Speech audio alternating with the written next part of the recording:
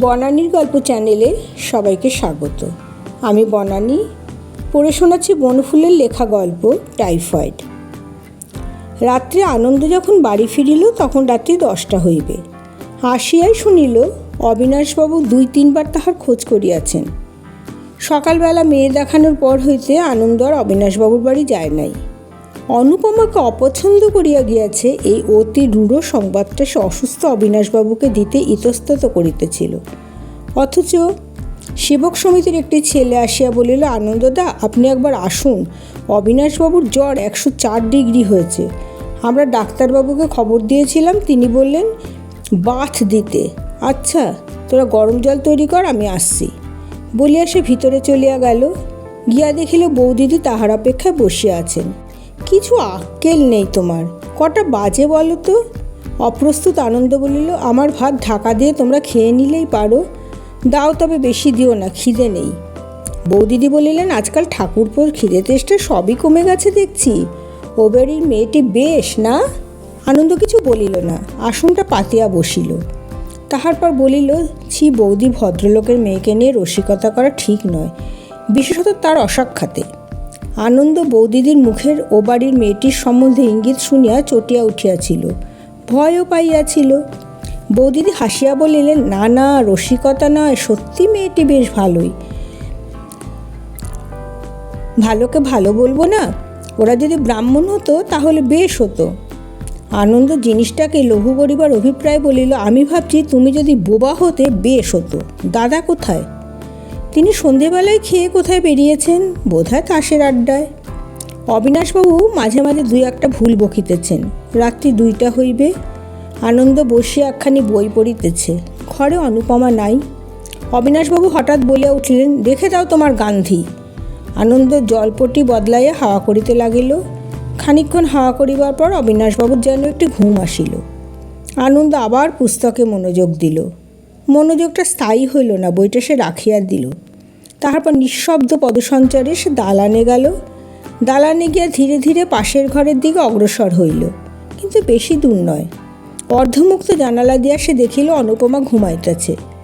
শাড়ির পাড়টুকু ছাড়া আর কিছু দেখা যায় না। তেমনি নিঃশব্দ পদে আবার সে ফিরিয়া আসিল। টং, ঘড়িতে 2:30 বাজিল।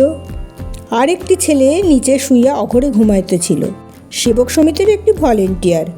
আনন্দ তাহাকে জাগাইল, ওরে তুই একটু ওঠ, আমি স্টেশনে যাব একবার, এই গাড়িতে বরফ আসার কথা আছে, ঘুমিয়ে পড়বি না তো? না। বালক উঠিয়া বসিল। আনন্দ এখনই বাইর হয়ে যেতে চায়, নিজের উপর আস্থা সে ক্রমেই হারাইয়া ফেলিতেছে। ট্রেন আসিতে এখনও প্রায় ঘণ্টাখানেক দেরি আছে, থাকুক, সে বরং রাস্তায় ঘুরিয়া বেড়াইবে, এখানে থাকা ঠিক নয়। কোথা যাচ্ছেন? আনন্দ পিছন ফিরিয়া দেখিল অনুপমা। এ কি, তুমি ঘুমাওনি? ঘুমিয়েছিলাম, ঘুমটা ভেঙে গেল। কোথায় যাচ্ছেন আপনি? বাবা এখন কেমন আছেন? সেই রকমই, আমি স্টেশনে যাচ্ছি বরফ আনতে। বলিয়া সে নামিয়া যেতে ছিল, হঠাৎ অনুপমা বলিল, বাইরে ঠান্ডা, আপনি বরং একটা কিছু গায়ে দিয়ে যান। বলিয়া সে নিজের র্যাপারটা আনিয়া দিল। স্টেশনের ওভারব্রিজে দাঁড়াইয়া অনুপমার র্যাপারটা সর্বাঙ্গে জড়াইয়া আনন্দ অনুপমাকেই ভুলিবার জন্য প্রাণপণ চেষ্টা করিতে লাগিল। দূরে সাইডিং একটি ইঞ্জিন একটানা শব্দ করিয়া চলিয়াছে।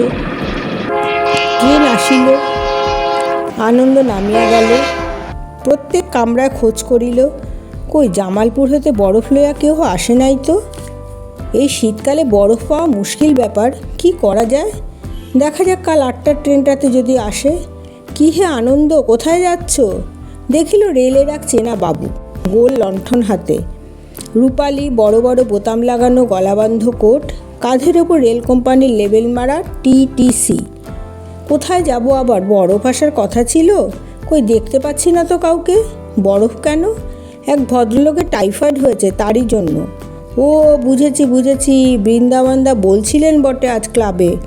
ভদ্রলোকের বুঝি এক মেয়ে আছে? আনন্দ বলিল, হ্যাঁ, কেন?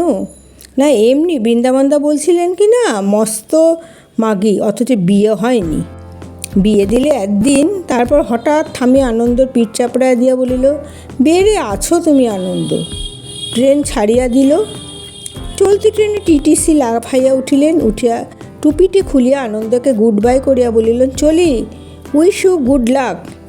তাহার বিকশিত দন্তগুলি আনন্দকে যেন কামড়াইয়া দিয়ে অন্ধকারে অদৃশ্য হইয়া গেল।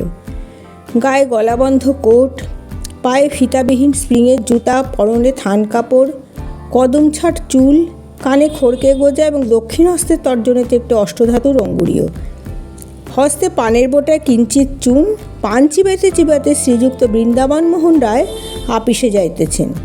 আনন্দের বইমাত্র দাদা। বৃন্দাবনবাবুর প্রবীণ মহলে নিষ্ঠাবান বলিয়া খাতির আছে, আহ্নিক না করিয়া জল গ্রহণ করেন না। মাছ মাংস খাওয়ার বিরোধী। হিন্দুরাই যে পৃথিবীর শ্রেষ্ঠতম জাতি ইহা নিঃসংশয়ে বিশ্বাস করেন এবং হিন্দুত্ব বজায় রাখিতে সাধ্যমতো চেষ্টাও করেন। আপিসে পিপাসা পাইলে তিনি মৈথিলী ব্রাহ্মণ চাপরাশিকে দিয়া লোটা মাজাইয়া সম্মুখস্থ কূপ হইতে জল উত্তোলন করিয়া জুতা খুলিয়া আলগোছে তাহা পান করেন। ইহা আপিসস্থ সকলেই জানে। আপিসের সাহেবেরা বৃন্দাবনবাবুকে উপযুক্ত কর্মচারী বলিয়া মনে করেন এবং তদনুযায়ী তাহাকে খাতিরও করেন। বৃন্দাবনবাবু যদিও সম্মুখে গদগদ হইয়া তাহাদের সেলাম করিতে পাইলে কৃতার্থ হইয়া যাইতেন, আড়ালে কিন্তু তিনি তাহাদের সম্বন্ধে যে ভাষা ব্যবহার করিতেন তাহা ভদ্ররুচি বিগর্হিত। গোখাদক, ম্লেচ্ছ, বেটারা, ইহাই ছিল তার মৃদুতম সম্ভাষণ, অবশ্য আড়ালে। এইসব কারণে প্রবীণ বিজ্ঞমহলে বৃন্দাবনবাবুর একটি শ্রদ্ধার আসন ছিল। যাহারা অপেক্ষাকৃত কম বিজ্ঞ তাহারা কিন্তু বৃন্দাবনবাবুকে এতখানি শ্রদ্ধা করিত না। এমনকি 2-4 জন অপরিণত মস্তিষ্ক যুবক তাহাকে বাস্তুঘুঘু আখ্যা দিতেও দ্বিধা করে নাই। পরিতাপের বিষয়ে সন্দেহ নাই, কিন্তু 2-4 জন এমন সন্দেহ করিত যে প্রত্যহ সন্ধ্যায় তাস খেলিবার অচলায় বৃন্দাবনবাবু যে গৃহে যাতায়াত করেন এবং যে কারণে যাতায়াত করেন তাহার মূলে সেই গৃহের বিধবা পুত্রবধূটি। কুলোকে নানারূপ গুজব রটাইয়া থাকে, তাহার উল্লেখ আর নাই করিলাম। বৃন্দাবনবাবু আপিসে যাইতেছিলেন, এমন সময় গলির মোড়ে আনন্দের সহিত তাহার দেখা হইয়া গেল। আনন্দ সাধ্যপক্ষে তাহার সহিত দাদার সম্মুখীন হইত না এবং দৈবাত দেখা হইলে পাশ কাটাইবার চেষ্টা করিত। আজ কিন্তু সে সক্ষম হইল না। বৃন্দাবনবাবু পানের বোটা একটি কামড় দিয়া বলেন, ওরে শোন, একটা দরকারি কথা আছে বলিয়া তিনি পকেট হইতে পোস্টকার্ড একখানি ও চশমার খোলটি বাহির করিলেন। কাশী থেকে পরেশবাবু চিঠি এসেছে। তুই বেড়াতে যাচ্ছি বলে কাশী গিয়ে বসে রইলি, অথচ আমাকে একটা ঠিকানা পর্যন্ত দিয়ে গেলি না। আবার খরচ করে যেতে হবে তো। আনন্দ প্রমাদ গণিল, মরিয়া হইয়া বলে ফেলিল, এখন সব কথা থাক, পড়াশোনা করতে করতে এখন বিয়ে করাটা ঠিক নয়। বৃন্দাবন বললেন, আহা, তুমি ঠিক নয় বললেই তো চলবে না, ওদিকে মেয়ের বয়সে হুহু শব্দে বেড়ে চলেছে। পরেশবাবু হিন্দু ব্রাহ্মণ, তার মুখে অন্ন রুচ্ছে না, তিনি লিখেছেনও তাই বলিয়া বৃন্দাবনবাবু চশমাটি পরিধান করিয়া পোস্টকার্ডটি তুলিয়া ধরিয়া পড়িলেন। কি বলিব বৃন্দাবনবাবু, মেয়ের বয়স 13 পার হইয়া 14তে পড়িল।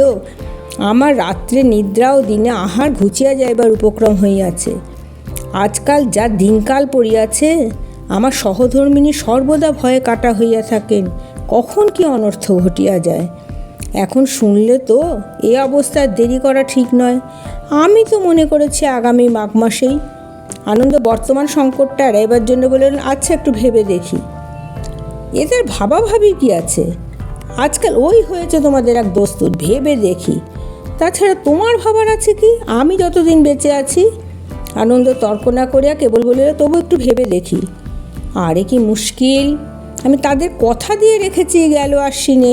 ভদ্রলোক টাকাও প্রায় 1000 খানেক অগ্রিম দিয়ে রেখেছেন বলিয়া তিনি কৌটা খুলিয়া কপ করিয়া 1 থেলি পান মুখে ফেলিয়া দিলেন। আনন্দ স্তম্ভিত হইয়া গেল। 1000 খানেক টাকা অগ্রিম লওয়া হইয়া গিয়াছে। সে কি একটা পণ্যদ্রব্য? খরিদ্দার পূর্ব হইতে দাদন করিয়া গিয়াছে। বৃন্দাবনবাবু বলিলেন, তাহলে একটা দিন স্থির। আনন্দ হঠাৎ বলিয়া বসিল, টাকা ফেরত দিন, ওখানে আমি বিয়ে করব না বলিয়া উত্তরের অপেক্ষা না করিয়া চলিয়া গেল। বৃন্দাবনবাবুর বিস্মিত কণ্ঠ হইতে বাহির হইল, মানে? কিন্তু তাহা তিনি ছাড়া আর কেহ শুনিল না।